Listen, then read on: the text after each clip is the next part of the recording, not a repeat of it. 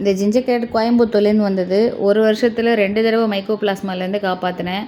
ஆனால் இப்போது பேன் லிக்கோபீனியா வைரலில் சிக்கிருச்சு. நேற்றுக்கு ஈவினிங் பேன் லிக்கோபீனியா பாசிட்டிவ் வந்திருக்கு. பிளட் வால்யூம்ஸ்லாம் ரொம்ப மோசமாக இருக்குது.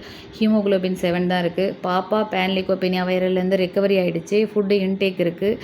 எவ்வளோ முடியுமோ அவ்வளோ ஒஸ்ட்டாக கீழே போயிட்டு அதுக்கப்புறம் ரெக்கவரி ஆகி ஜாண்டிஸ்லாம் வந்து ரெக்கவரி ஆகிருக்கு. இந்த ஜிஞ்சர் கேட்டுக்கு பயங்கரமான அப்ஸ் அண்ட் டவுன்ஸ் இருக்குது. ஒரு வாரமாக 2 வேளை ஃப்ளூயிட்ஸ் போடுறேன். 1 மணி நேரம் கூட லேட் ஆகாமல். ஆனாலும் இன்னும் இம்ப்ரூவ் ஆகலை.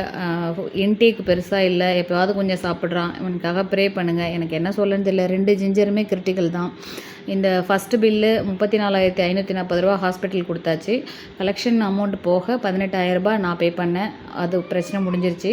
அடுத்ததாக ஃபார்மில் இந்த மந்தில் வேக்சினேஷன் டியூ வந்தவங்க, வேக்சின் போடாமல் விடுபட்டவங்க, ரெஸ்கியூ நியூவாக வந்தவங்க எல்லாருக்குமே வேக்சின் ஒரு 15 பேருக்கு போட்டிருக்கு. ப்ரெக்னெண்ட்டாக இருக்கிறவங்க யாருன்னு ஸ்கேன் பண்ணி பார்த்தோம். அதுக்கான பில்லு எல்லாம் சேர்த்து 20,626 ரூபாய் பில் பெண்டிங் ஒரு பில்லு. அது தவிர பேன் லிக்கோபீனியாவுக்கு இந்த ரன்னிங்கில் இந்த 1.5 வாரத்தில் பண்ண ட்ரீட்மெண்ட் காஸ்ட்டு 32,807 ரூபா. அது ஒரு பில்லு. 2ம் பெண்டிங் இருக்குது. ஓவராலாக 53,433 ரூபா ஹாஸ்பிட்டலுக்கு இன்றைக்கி மார்னிங் வரைக்கும் அவுட்ஸ்டாண்டிங் இருக்குது. ரொம்ப சிச்சுவேஷன் கிரிட்டிக்கல். எல்லோரும் முடிஞ்ச அளவுக்கு டொனேட் பண்ணுங்கள்.